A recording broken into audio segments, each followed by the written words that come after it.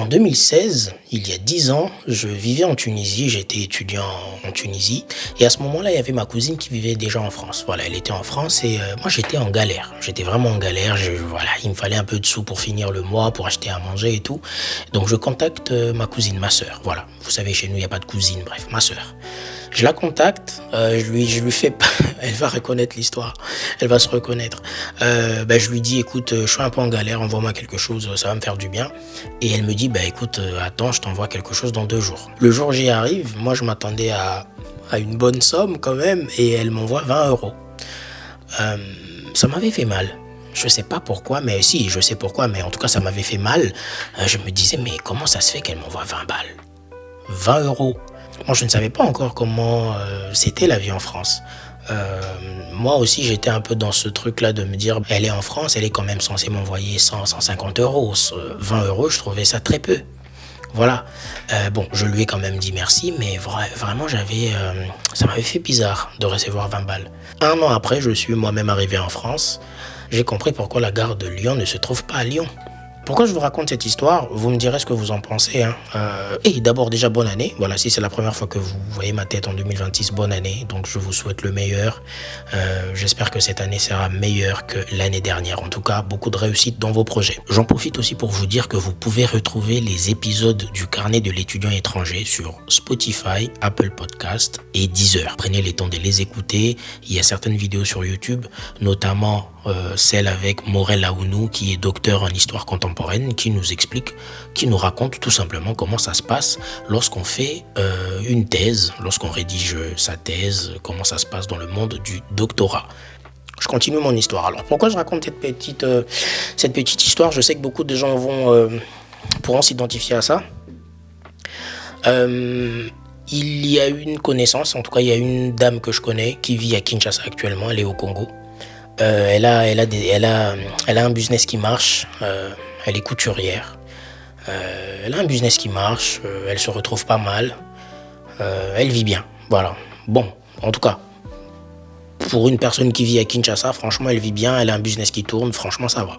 Sauf qu'il y a quelques semaines, elle m'appelait pour me partager son envie de venir vivre en France. Voilà, tout simplement, elle me disait, elle va tout lâcher, parce qu'elle aimerait venir vivre en France.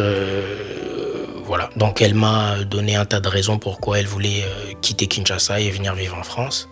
Mais en toute honnêteté, je trouvais que c'était des raisons, les mêmes raisons basiques qu'on avait quand on était enfant, c'est-à-dire je vais aller en France pour voir la Tour Eiffel, je vais aller en France pour aller dans des cafés, pour me balader, pour trucs. Voilà, j'ai trouvé que c'était des raisons pas très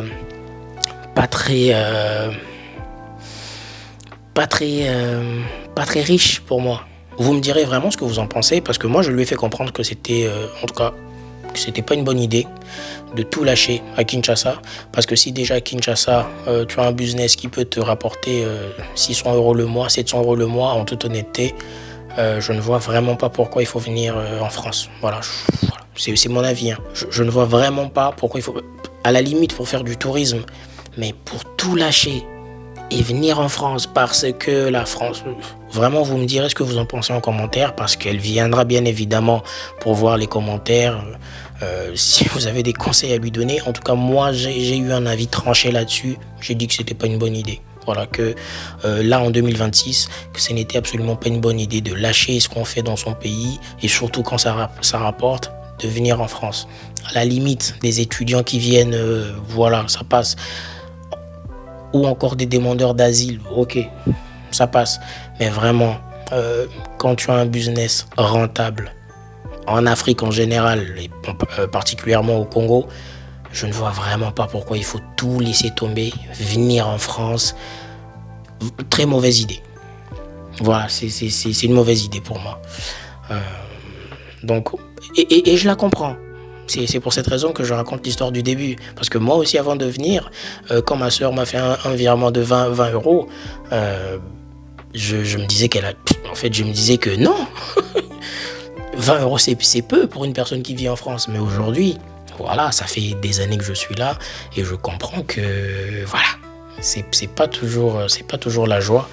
Et en tout cas, je préfère dissuader quelqu'un qui aimerait venir en France pour des mauvaises raisons. Voilà, parce que je trouve que c'est une mauvaise raison de lâcher un business qui marche, de tout vendre et de venir en France parce que bon, la vie est meilleure. Oui, c'est vrai. Et aussi, c'est ça aussi le piège avec ce qui me met un peu dans une position un peu bizarre, c'est que je ne suis pas le seul. Dans mon entourage, on en parle souvent.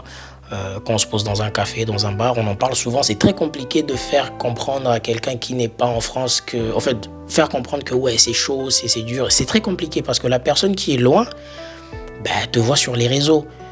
Bon, pas forcément les réseaux, par exemple, moi je poste presque pas sur les réseaux, mais la personne qui est loin sait peut-être que voilà, tu as pu bénéficier des grandes écoles, tu as pu faire des grandes études, tu as un travail stable, tu arrives à aider ta famille, bref, voilà, donc c'est très compliqué de dire à une personne qui sait ça de toi, que voilà, ne viens pas en France, c'est compliqué, voilà, je sais que c'est délicat, mais en toute honnêteté, la France est un magnifique pays. Par contre, si on me demande mon avis par rapport à une situation donnée, voilà, par exemple la situation de cette dame que je connais très très bien, je dis non, voilà. Déjà, le seuil de pauvreté en France, il est à 1300 €, on est d'accord. Je vais vérifier.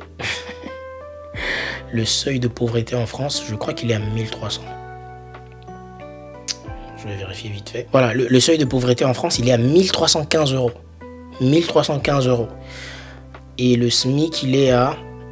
SMIC 2026, il est à 1400. Donc, quand tu touches le SMIC, tu es à 100 € d'être pauvre. Donc, en toute honnêteté, parce que je regarde ça aussi parce que cette dame a évoqué le salaire, genre, ouais, 1500, 1600. Non. Les personnes qui gagnent 1300, déjà, ils sont pauvres. Voilà. Pour une personne seule, tu gagnes 1300, tu es pauvre. Voilà, c'est le seuil de pauvreté. Et sachant que, ça aussi c'est un truc important à souligner, c'est que quand tu viens en France, quand tu arrives, surtout quand c'est pas pour les études et tout, déjà, même quand c'est pour les études, tu prends au moins 4-5 ans pour vraiment te stabiliser. Voilà, parce que c'est pas chez toi, il faut comprendre les codes, la vie va te frapper, c'est compliqué. Et pendant ces années-là, donc tu vas tout laisser tomber parce que tu devais venir en France. En tout cas, par rapport à cette situation-là spécifique, je lui ai dit que c'était une mauvaise idée, que ce n'était pas une bonne idée. Elle peut venir en touriste en France, mais tout lâcher pour venir vivre en France.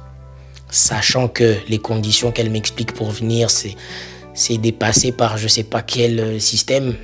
Non. Et en tout cas, dites-moi ce que vous en pensez en commentaire. C'est la première vidéo de l'année. Il y en aura pas mal comme ça aussi pour réagir à chaud sur certaines choses, certaines discussions. Mais en tout cas, n'hésitez pas à me donner votre avis en commentaire. Elle verra cette histoire et dites-moi aussi votre témoignage, votre histoire par rapport au voyage, par rapport à la France. Voilà, en tout cas, bonne année. On se retrouve dans quelques jours pour une nouvelle vidéo. À plus tard.